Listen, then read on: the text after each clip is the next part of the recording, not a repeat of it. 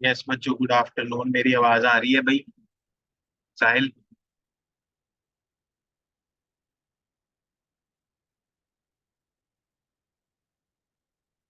Okay, प्रभ किरत आ रही है आवाज? साफ आ रही है बेटा? कोई दिक्कत तो नहीं?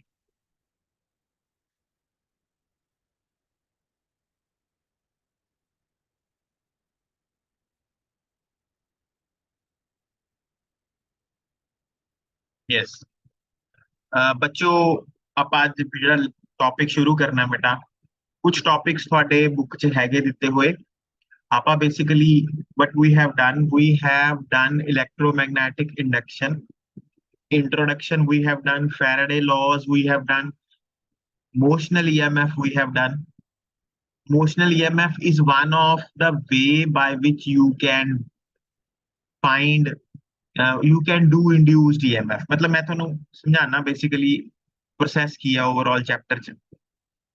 देखो, इन द स्टार्टिंग हमने क्या किया था, हमने इंडक्शन के बारे में पढ़ा है कि जब भी एक कॉइल के पास हम मैग्नेट को लेके आते हैं तो उस कॉइल में इंड्यूस्ड ईएमएफ आ जाती है। ये हमने स्टार्टिंग में पढ़ा था कि जब भी एक कॉइल के पास किसी मैग्नेट को लेके आते हैं तो उस कॉइल में induced EMF and hence induced current आ जाता है।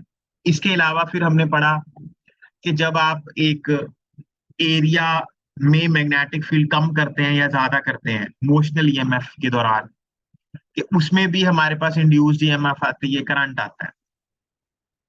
फिर इसके अलावा भी और बहुत सारे मेथड्स हैं जिससे आप इंड्यूस्ड ईएमएफ बना सकते हैं।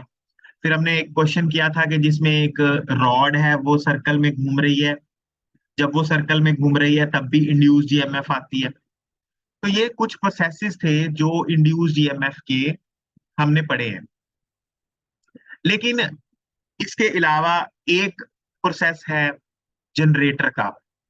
जनरेटर में भी इंड्यूस्ड ईएमएफ से ही हाँ हम लोग, मतलब जनरेटर में ऐसा क्या होता है कि जब पानी जनरेटर की टरबाइन के ऊपर गिरता है, टरबाइन घूमती है, और जनरेटर के अंदर क्या होता है, ये हमारा प्रोसेस है। ये मैं आपको कल बताऊंगा, ऑफलाइन बताऊंगा, ऑनलाइन नहीं बताऊंगा, क्योंकि डायग्रामेटिकली मेरे को समझाना है।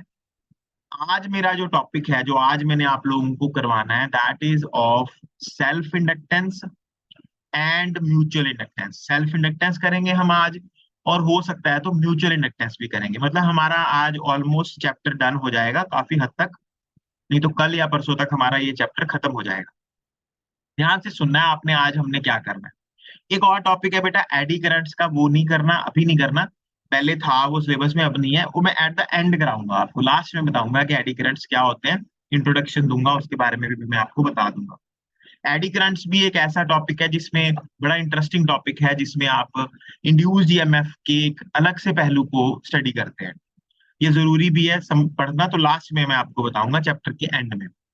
अब आज का क्वेश्चन क्या है? आज का क्वेश्चन है सेल्फ इंडक्टेंस का। अब ये सेल्फ इंडक्टेंस क्या होती है बेटा, ध्यान से सुनना, बड़ी समझने वाली बात है। सेल्फ इंडक्टेंस को इनर्शिया बोला जाता है, इनर्शिया ऑफ इलेक्ट्रिसिटी। अब इनर्शिया क्या है, व्हाट इज इनर्शिया? हमने मोशन में इनर्शिया पढ़ा था। मतलब जब आप लोगों ने मोशन चैप्टर किया था, काइनामेटिक्स किया था, वहां पे हमने इनर्शिया पढ़ा था। Inertia of rest, inertia of motion, inertia of direction, ये तीन इनर्शिया हमने पढ़े थे। इनर्शिया बेसिकली क्या होता है, मैं आपको थोड़ा सा याद करा देता हूँ। इनर्शिया क्या होता है कि जब एक ऑब्जेक्ट रेस्ट पे होती है और हम एकदम से उसको मोशन में लेके जाना चाहें तो वो मोशन में नहीं जाना चाहती। अगर ये जो प्रॉपर्टी है उसकी कि वो अपनी स्टेट चेंज ना करे ऑब्जेक्ट, इसको इनर्शिया बोलते हैं। अगर आप इस चीज को इंडक्शन में देखो कि हमारे पास एक कॉइल है, उस कॉइल के पास मैं मैग्नेटिक फील्ड लेके आ रहा हूँ, पास लेके आ रहा हूँ, नॉर्थ पोल पास लेके आ रहा हूँ। तो कॉइल क्या कर रही है? कॉइल कह रही है कि नॉर्थ पोल मैं तुझे पास नहीं आने दूंगी, मैं इधर नॉर्थ पोल क्रिएट करूंगी, लेंजिस लॉ जो बोलता है। फिर आप नॉर्थ पोल को जब दूर लेके जाते हो तो कॉइल का क्या क्या काम होता है? कॉइल का, कॉइल कहती है कि नॉर्थ पोल तू अगर दूर जाना है, मैं तुझे दूर नहीं जाने देना, मैंने यहाँ पे साउथ क्रिएट कर देना है। तो ये ही प्रॉपर्टी है जो ये कॉइल, मैग्नेटिक फील्ड अगर उसमें से बढ़ना चाहता है तो उसको बढ़ने नहीं देती। अगर कॉइल में से मैग्नेटिक फील्ड कम होना चाह रहा है तो वो उसको कम भी नहीं होने देती। ये जो प्रॉपर्टी है कॉइल की, ये बिल्कुल उसी तरह एनालॉगी बनती है। ये किसके साथ बनती है एनालॉग? ये बनती है बेटा इनर्शिया के साथ। इसीलिए इस पर्टिकुलर कॉन्सेप्ट को हमने आज पढ़ना है, जिसका नाम है सेल्फ इंडक्टेंस, अपने अंदर इंडक्शन आना। जो ये प्रॉपर्टी है ये आपने पढ़ लिया है इसको, लेकिन आज डिटेल में हम पढ़ेंगे थोड़ा सा ध्यान से। तो मैं इसके बारे में अब स्टार्ट करने जा रहा हूं। हम आज टॉपिक हमारा है सेल्फ इंडक्टेंस। तो ये बेटा शुरू करने जा रहे हैं हम। टॉपिक क्या है हमारा आज? आज के टॉपिक का नाम है सेल्फ इंडक्टेंस। ठीक है, तो होती क्या है सेल्फ इंडक्टेंस? पहले इसकी डेफिनेशन पढ़ लेते हैं। सेल्फ इंडक्टेंस बेसिकली क्या है ये देखो, पहले इसकी डेफिनेशन पढ़ते हैं, फिर मैं आपको इसके बारे में समझाता हूँ। पढ़ो डेफिनेशन क्या है। Self inductance is the phenomenon of production of induced EMF in a coil when a changing current passing through it। अब ध्यान से सुनना ये क्या कहना चाह रहा है। ठीक है, अब देखो बेटा, मान लो मेरे पास एक सॉलिनॉइड है।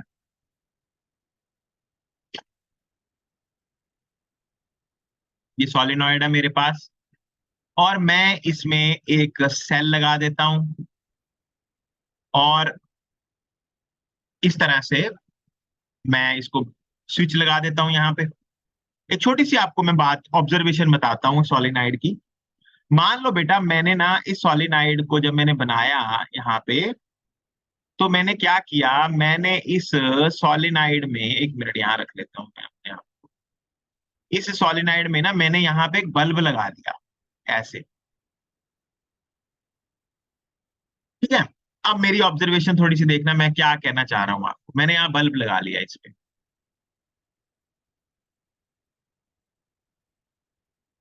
देखो अब क्या हुआ, मैंने जब बल्ब लगाया तो इसमें क्या हो गया बल्ब से।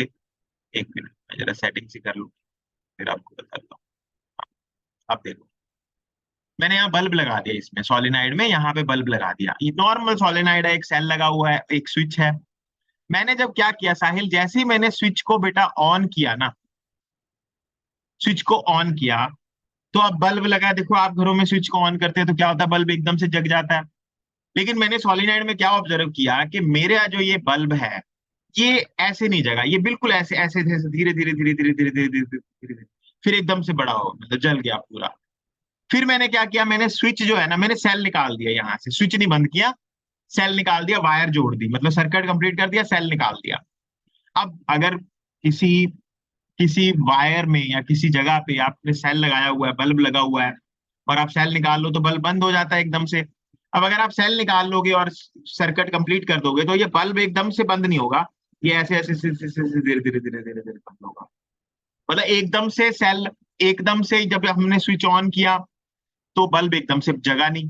जब स्विच ऑफ किया या समझ लो कि सेल हमने हटा दिया इसमें से, तो स्विच बल्ब एकदम से बंद भी नहीं हुआ। तो ऐसा क्यों हो रहा है, ये इसका कारण अब हम पढ़ेंगे। जिस जो हम क्यों नहीं हुआ, ये इसलिए नहीं हुआ बेटा क्योंकि ये सेल्फ इंडक्टेंस का फिनोमिना आ गया। क्या है सेल्फ इंडक्टेंस का फिनोमिना, ये अब हम पढ़ने जा रहे हैं।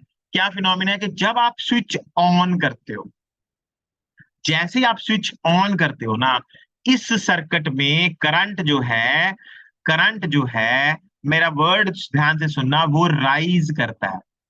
करंट कहां से कहां राइज करता है? करंट अपनी जीरो वैल्यू से मैक्सिमम वैल्यू की तरफ जा रहा है। करंट तो बढ़ेगा ना सर्किट में। करंट का काम क्या होता है, जीरो से मैक्सिमम वैल्यू की तरफ करंट ने जाना है। जिस टाइम के लिए current zero to maximum value जा रहा है ना, उस टाइम में क्या हो रहा है, it is very small time जिसमें करंट अपनी जीरो से मैक्सिमम वैल्यू की तरफ जाएगा। ये बहुत थोड़ा टाइम होता है। इस टाइम के दौरान, अब जब करंट इसमें से पास करेगा, देखो बेटा, इस पूरे इंडक्टर में से पास करेगा, तो इस इंडक्टर में बच्चों मैग्नेटिक फील्ड पैदा होगा। आपको पता है मैग्नेटिक फील्ड का फॉर्मूला क्या होता है सॉलिनाइड के अंदर, म्यू नॉट एन आई। अगर करंट राइज कर रहा है हर्षिता जी, तो यहाँ पे मैग्नेटिक फील्ड भी राइज करेगा। Magnetic field will also go from zero to maximum value बच्चे। इसका मतलब जो कर मैग्नेटिक फील्ड है, वो कुछ टाइम के दौरान अपनी जब जीरो से मैक्सिमम वैल्यू पे जा रहा है, वो बढ़ रहा है। बढ़ने का मतलब है जो मैग्नेटिक फील्ड है वो चेंज कर रहा है बच्चों। इस कॉइल में से मैग्नेटिक फील्ड लाइंस जो हैं वो चेंज कर रही हैं। और आपने क्या पढ़ा हुआ है कि जब मैग्नेटिक फील्ड लाइंस चेंज करती हैं किसी भी इंडक्टर में या किसी भी कॉइल में, तो उस कॉइल में एक इंड्यूस्ड ईएमएफ आती है, और जो उसको पैदा कर रहा है उसको अपोज करती है। तो इस कॉइल में एक इंड्यूस्ड ईएमएफ आएगी, जिसकी डायरेक्शन आप ऐसे दिखाएंगे, उल्टी डायरेक्शन दिखाएंगे, बिल्कुल इस सेल के बिल्कुल उल्ट। मतलब यहाँ पे एक पॉजिटिव टर्मिनल और यहाँ पे एक नेगेटिव टर्मिनल जनरेट हो रहा है।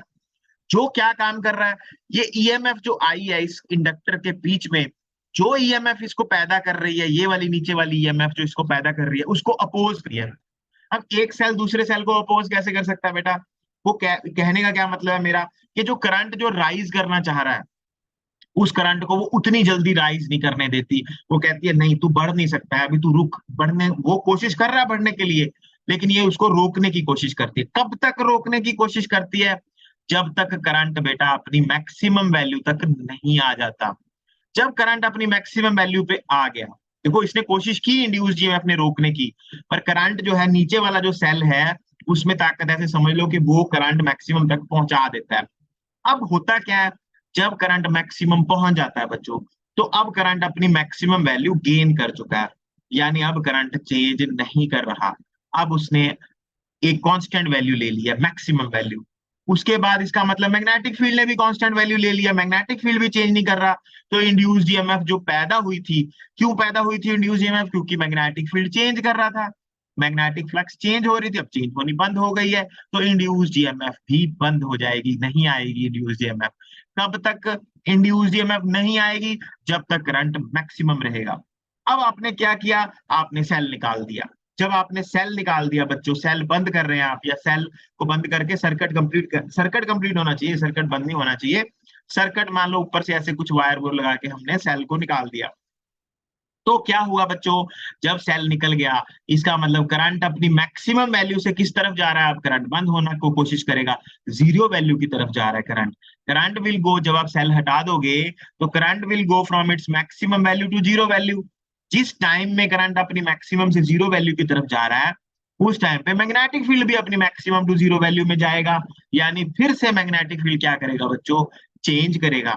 अब फिर मैग्नेटिक फील्ड चेंज करेगा तो फिर एक इंड्यूस्ड ईएमएफ आएगी, जो कहेगी करंट तू कम हो रहा है, तो I will not make you zero, मैं तुझे जीरो नहीं होने दूंगी। वो कोशिश करेगी उसको कि करंट जीरो ना हो। तो करंट बढ़ेगा भी धीरे धीरे और कम भी धीरे धीरे होगा। ये जो प्रोसेस है वायर के अपने ही अंदर, मतलब कॉइल के अपने इनसाइड ही सब कुछ हो रहा है, इसको बोलते हैं सेल्फ इंडक्टेंस। तो दोबारा पढ़ो, self inductance is the phenomena of production of induced EMF in a coil when a changing current passing through it. Changing current का मतलब क्या, तुम समझ गए हो? एसी लगा दोगे तो समझ ही आ जाता है, एसी तो वेरिएबल करंट है, तो आएगा ही आएगा इंड्यूस्ड ईएमएफ। मैं ये खास तरीके से आपको समझाने की कोशिश कर रहा हूँ कि जब आपके पास डीसी करंट है, डीसी करंट कैसा करंट होता है, हम समझते हैं कि हमने सेल लगा दिया तो कांस्टेंट करंट आएगा। बिल्कुल आएगा कांस्टेंट करंट, लेकिन वो आने में थोड़ा सा टाइम लगता है बच्चों, करंट को राइज करने में। क्यों लग रहा है टाइम? जैसे ही करंट जीरो से मैक्सिमम जाने लगता है ना, इंड्यूस्ड ईएमएफ आ जाती है, वो कहती नहीं जाना, इंड्यूस तू जा नहीं सकता फुल वैल्यू पे, तो करंट को टाइम लग जाता है। अब मैंने आपको शुरू की ऑब्जर्वेशन क्या बताई थी? मैंने आपको कहा था कि जो जो बल्ब है इसको ग्लो करने में टाइम लगता है।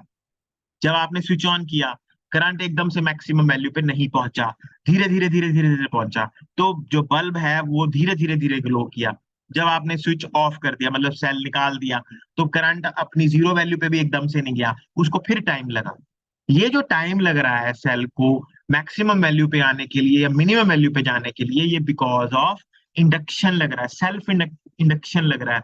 ठीक है ना, एक इंड्यूस्ड ईएमएफ आ रही है हमारे कॉइल के अंदर।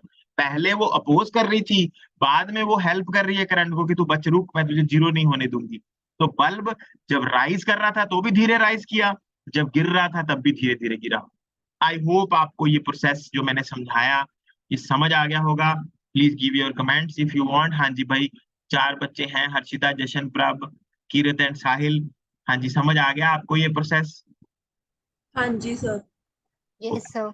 ओके, अब इसको थोड़ा मैथमेटिकली पढ़ते हैं कि लिखना कैसे है।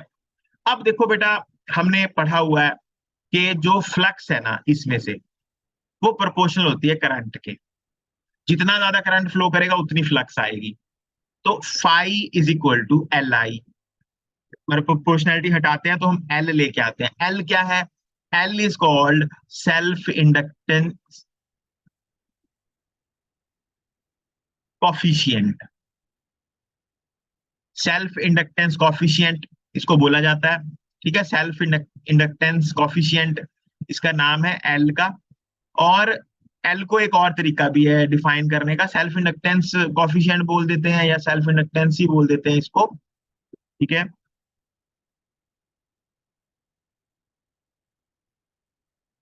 अब हमें एक और चीज पता है क्या, कि EMF is equal to minus D phi by D T. तो ईएमएफ की वैल्यू हो जाएगी minus D by D T. अब फाई की वैल्यू क्या है बेटा? एल आई, अभी पढ़ा हमने, phi is equal to L I है। एल बाहर आ जाएगा तो ईएमएफ की वैल्यू, ई की वैल्यू हम लिख देंगे minus L D I by D T. तो ये फॉर्मूला जो है ये आपने याद करना है। एल यहां से हम निकालेंगे जब न्यूमेरिकल आएगा। ठीक है, अब इसकी डेफिनेशन है कुछ थोड़ी बहुत जो मैं आपको बताता हूँ। देखो कैसे डिफाइन किया हुआ है इसको। दो चार चीजें हैं, 2 मिनट रुक जाओ। ये देखो यहाँ पे इसको कैसे डिफाइन किया है, ये देखो। पहले ये दोनों डेफिनेशंस आपको आनी चाहिए जो अभी मैं बताऊंगा। पहली डेफिनेशन तो है यहाँ पे, phi is equal to L I से बनाई है। अब हमें पता है phi is equal to L I है। अगर आई की वैल्यू 1 एम्पियर हो तो फाई की वैल्यू किसके इक्वल हो जाएगी? एल के इक्वल हो जाएगी ना। तो इसी से डिफाइन कर दिया। कहता है जो सेल्फ इंडक्टेंस है एल, मतलब एल की value of a coil is numerically equal to magnetic flux. तो जो एल है ना वो फाई के इक्वल होगी। कब होगी?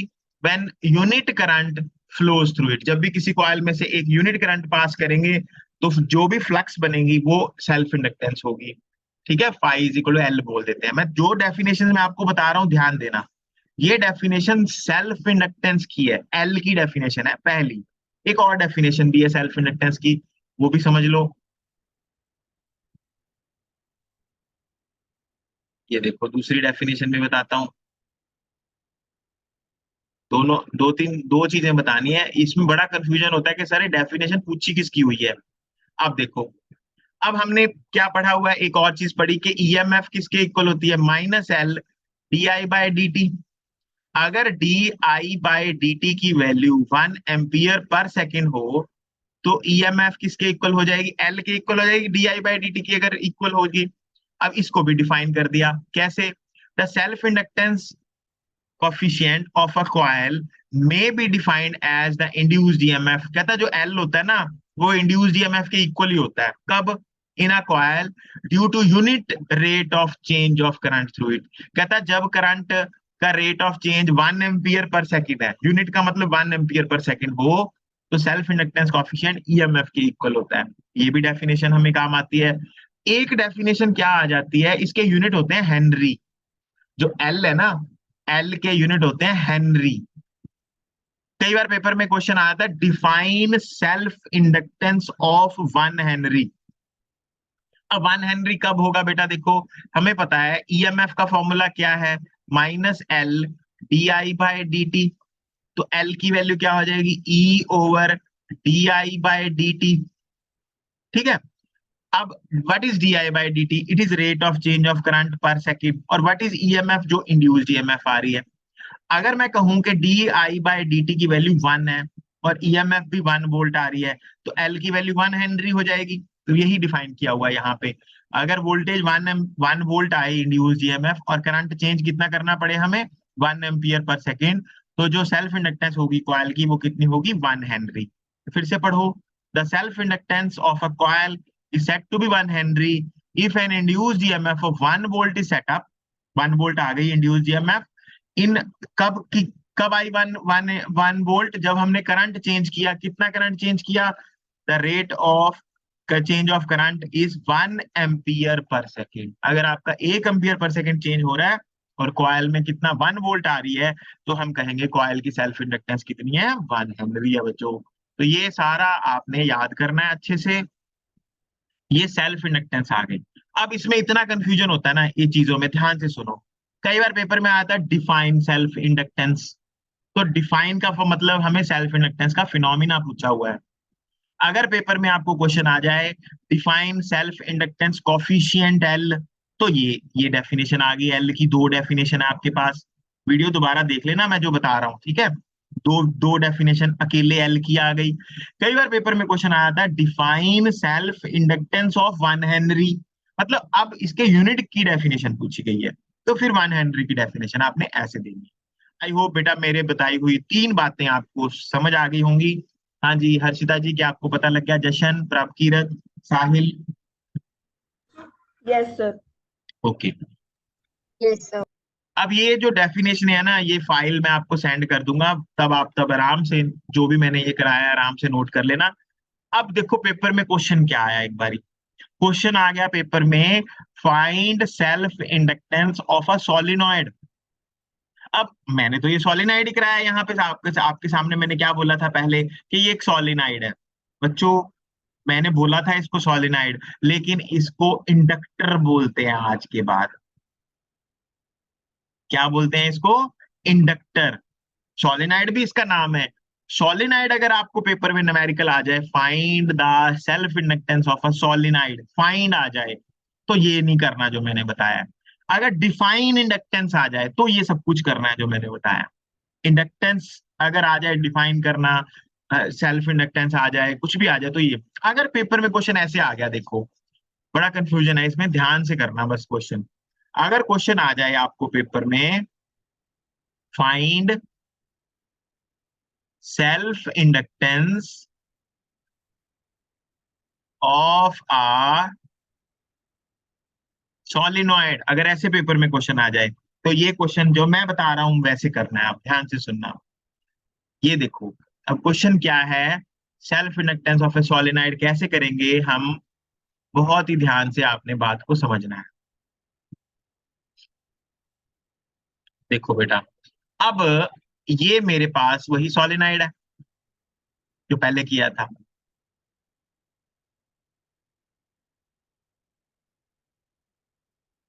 ये मैं इसमें से ऑन करूंगा, स्विच ऑन करूंगा, यहाँ पे सारी बातें वही हैं।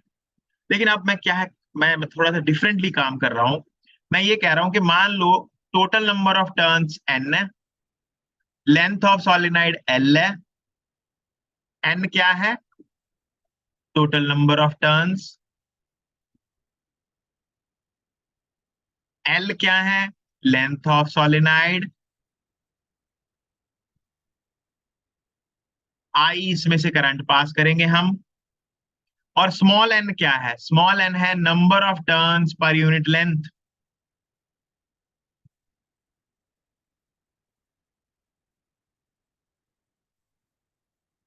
ठीक है, number of turns per unit length. अब देखो मैं क्या कहानी डाल रहा हूं, मैं अभी निकाल रहा हूं फ्लक्स थ्रू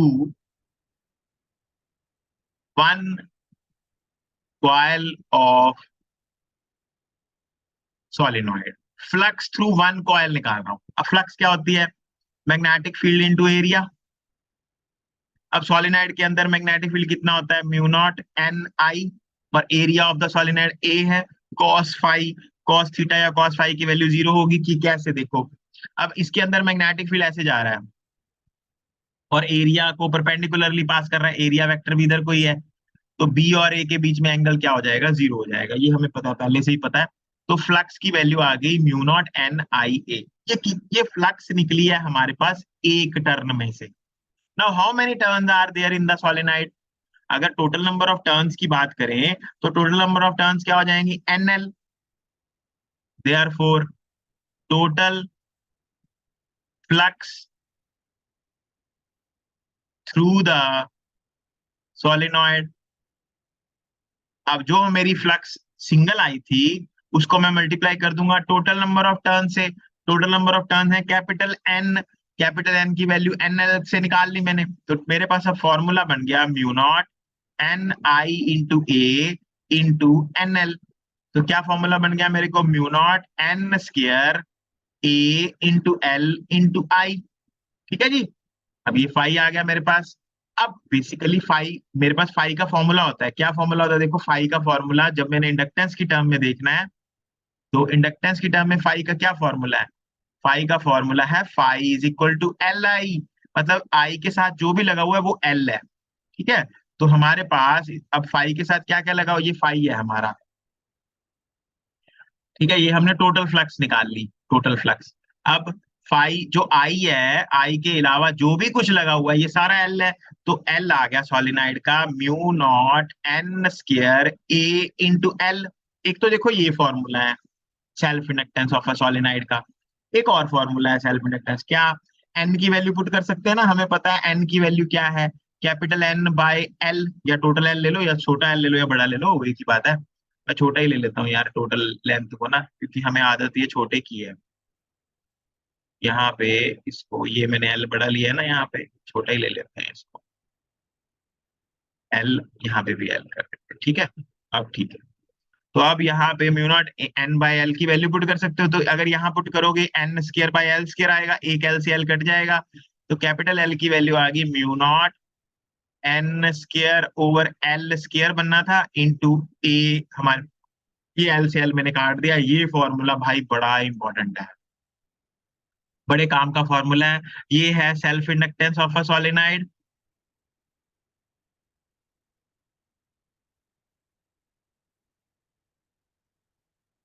इसको भाई याद करना है फॉर्मूले को, और एल प्रोपोर्शनल होता है टोटल नंबर ऑफ टर्न्स के स्क्वायर के। याद रखना, ये बहुत काम आएगा हमें, ठीक है। एक बार ना एक क्वेश्चन आया, ऐसे क्वेश्चन आया कि हमारे पास ना एक सॉलिनाइड है, उसमें टोटल नंबर ऑफ टर्न्स जो है ना वो दी हुई है 400, और उसकी सेल्फ इंडक्टेंस है 12 माइक्रो हेनरी। बताओ, कहता अगर कोई सॉलिनाइड जिस जिसकी टोटल नंबर ऑफ टर्न्स हो 800, उसकी सेल्फ इंडक्टेंस कितनी होगी। अब हमें पता है L is proportional to N square, so L1 over L2 is equal to N1 square over N2 square. अब L1 कितना दिया हुआ है हमें 12, L2 हमें पूछा हुआ है, और ये दिया हुआ है 400 इंटू 400, और नीचे कितना आ जाएगा 800 इंटू 800। तो दो जीरो है, दो जीरो है, दो जीरो, दो जीरो सब कट गया, ये दो दो दो चार आ गया, चार को 48 हो गया ये, ठीक है ना। 48 माइक्रो हेनरी आपका आंसर आ जाएगा, तो ये L2 निकल गया।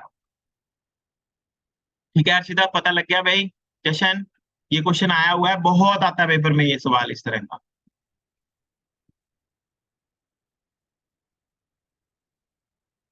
Yes sir, yes sir, okay, yes sir, ठीक है जी। भाई है कोई बात कर रहा है मेरे साथ? सब चले गए, ठीक है। तो ये सेल्फ इंडक्टेंस ऑफ अ सॉलिनाइड हो गया भाई, इसको अच्छे से पढ़ लेना। सेल्फ इंडक्टेंस का जो ये सारा प्रोसेस है ये बड़े काम का है, इसको मतलब आप समझ लो कि सेल्फ, ये मैंने 3 4 क्वेश्चन, 2 नंबर के क्वेश्चन, 1 नंबर का क्वेश्चन, ये बहुत सारा पूछा जाता है, तो ये सारा आपने करना है अच्छे से, self inductance of a long solenoid, ठीक है जी। हाँ जी, तो ये सारा उतारना भी है, करना भी है, 2 मिनट रुक जाओ फिर आगे शुरू करें। यस बेटा, तो सेल्फ इंडक्टेंस हमारी खत्म हो गई। कल इसके बारे में मैं 1 2 चीजें और बताऊंगा आपको, ऑफलाइन क्लास में बताऊंगा, ध्यान से सुनना, वो भी बड़ी काम की चीजें हैं। अब हम जा रहे हैं सेल्फ इंडक्टेंस से म्यूचुअल इंडक्टेंस की तरफ, ठीक है। थोड़ा सा समझ लो म्यूचुअल इंडक्टेंस क्या है, इसकी डिटेल स्टडी कल करेंगे। थोड़ा सा ध्यान से म्यूचुअल इंडक्टेंस के बारे में सुन लेना। अब म्यूचुअल इंडक्टेंस बिल्कुल सेल्फ इंडक्टेंस के साथ मैच करती है। सेल्फ इंडक्टेंस में क्या होता था बेटा, जिस कॉइल में आप मैग्नेटिक फील्ड चेंज कर रहे हो उस कॉइल के अंदर आती थी सेल्फ इंडक्टेंस। यहाँ ऐसा नहीं है, यहाँ क्या है आप ध्यान से सुनना, ठीक है। तो क्वेश्चन क्या है और टॉपिक क्या है, पहले टॉपिक स्टार्ट करते हैं। टॉपिक है बेटा हमारा म्यूचुअल इंडक्टेंस, ठीक है। टॉपिक म्यूचुअल इंडक्टेंस है। म्यूचुअल इंडक्टेंस में हमें करना क्या है, पहले मैं थोड़ा सा ले आऊं, 1 मिनट जो डेफिनेशन और डायग्राम ले आऊं, फिर आपको समझाता हूँ।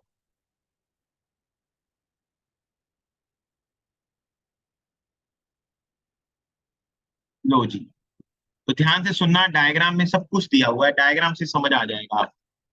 देखो बेटा, क्या होती है mutual inductance. Mutual inductance is the phenomena of production of induced EMF, induced EMF आई है, in one coil due to a change of current in the neighbouring coil. मतलब ये हमारे पास एक कॉइल है बच्चों, इस कॉइल में सेल लगा हुआ है और एक की लगी हुई है। इस कॉइल के साथ एक और कॉइल है, ये कॉइल नंबर 1 है, ये कॉइल नंबर 2 है, ठीक है। अब जब मैं स्विच ऑन करूंगा, जैसे ही स्विच ऑन करूंगा, इस कॉइल में से current will rise in the first coil की बात कर रहा हूं, पहली कॉइल में जो करंट है वो राइज करेगा, कहां से कहां राइज करेगा, 0 टू मैक्सिमम वैल्यू। इसका मतलब मैग्नेटिक फील्ड भी राइज करेगा फ्रॉम 0 टू मैक्सिमम वैल्यू। जब इस कॉइल में से मैग्नेटिक फील्ड चेंज करेगा तो इसके साथ दूसरी कॉइल भी पड़ी हुई है, इस कॉइल में भी मैग्नेटिक फील्ड चेंज होगा। जब कॉइल नंबर 2 में मैग्नेटिक फील्ड चेंज होगा बच्चों, तो कॉइल नंबर 2 में भी इंड्यूस्ड ईएमएफ आएगी। जो इंड्यूस्ड ईएमएफ कॉइल 2 में आएगी, वो क्यों आई है, क्योंकि कॉइल 1 में मैग्नेटिक फील्ड चेंज हुआ है। तो इसको बोलते हैं म्यूचुअल इंडक्टेंस। और ये भी अपोज करेगी, बिल्कुल सब कुछ वैसी करेगी। तो अब इसको पढ़ना कैसे है, कॉइल 2 में भी करंट आ जाएगा, ठीक है। कॉइल 2 के करंट की डायरेक्शन के बारे में करेंगे बात, पहले अभी इतना समझो कि कॉइल 2 में भी करंट आ जाएगा। कैसे आएगा, वो अपोज करेगा कॉइल 1 को। वो ये इस डायग्राम से नहीं पता लगेगा करंट की डायरेक्शन, इसको रखेंगे उस हिसाब से पता लगेगा। 2 मिनट रुक जाओ। इसका मतलब कॉइल 2 में जो मैग्नेटिक फ्लक्स चेंज हुई है due to current in the coil 1, that is directly proportional to current in the coil 1। पहली कॉइल में ही करंट पास किया ना, फ्लक्स किस में चेंज हुई है, दूसरी कॉइल में। देखो पहली कॉइल में फ्लक्स चेंज होगी, लेकिन हमने दूसरी कॉइल की बात करनी है अभी। Flux change in the coil 2 due to current in 1 को लिखा जाएगा phi21, और it is directly proportional to current in 1। तो इसको बोला जाएगा phi21 is equal to M21 into I1। M21, M क्या है, M is called mutual inductance coefficient of 2, दूसरी कॉइल का है, ड्यू टू करंट इन 1, ठीक है ना, ये याद रखना। अच्छा, अगर हम उल्टा कर दें, कॉइल 2 में से करंट पास करें तो कॉइल 1 में आ जाएगा, तो इसको कैसे लिखेंगे, इसको लिखेंगे flux change in 1 due to current in 2 is directly proportional to current in 2। So phi12 will be equal to M12, मतलब ये 12 हो जाएगा नीचे, mutual inductance of first coil due to current in second coil. बाकी बेटा इसकी definition बिल्कुल वही है जैसे पहले डिफाइन किया था। कैसे डिफाइन किया था, phi21 is equal to M21 into I1 किया ना। अगर मैं I1 की वैल्यू 1 एम्पियर ले लूं तो phi21 की वैल्यू क्या आ जाएगी, M21 के इक्वल आ जाएगी। इसी तरह से ईएमएफ निकालनी है, EMF in coil 2 will be equal to rate of change of flux in coil 1, है ना। अच्छा, अगर 2 में निकालना है तो फ्लक्स चेंज इन 1 निकालना है, तो ये सॉरी, फ्लक्स चेंज इन 2 आएगा, 1 नहीं आएगा, 2 में ही चेंज करना है। अच्छा, phi2 due to current in 1, मतलब EMF produced in 2 is equal to rate of change of flux change in 2 due to current in 1। Current तो 1 में ही आया ना, फ्लक्स चेंज दूसरे में हुई है, ठीक है। तो वैल्यू पुट कर देंगे इसमें, ये माइनस साइन लेना है यहाँ पे, तो EMF in 2 will be equal to minus, ये बन जाएगा डी बाई डी टी, और phi21 की वैल्यू क्या है, M21 इंटू I1, तो माइनस M21 देखो बाहर आ गया, D by D T of I1 आ गया। देखो ईएमएफ प्रोड्यूस्ड इन 2 आ गई। तो ये बटा बड़ा इंपॉर्टेंट चीज है, इसको भी रखना है अपने दिमाग में। EMF produced in 2 is equal to mutual inductance of Q with respect to 1, rate of change of current किस में चेंज किया था, कॉइल 1 में चेंज किया था। तो ये भी हमारे बड़े काम की चीज है। तो इसको अभी इतना ही कर लो आज, बाकी फिर कल करेंगे बेटा, ठीक है। हाँ जी, जितना मैंने बताया समझ आ गया सबको।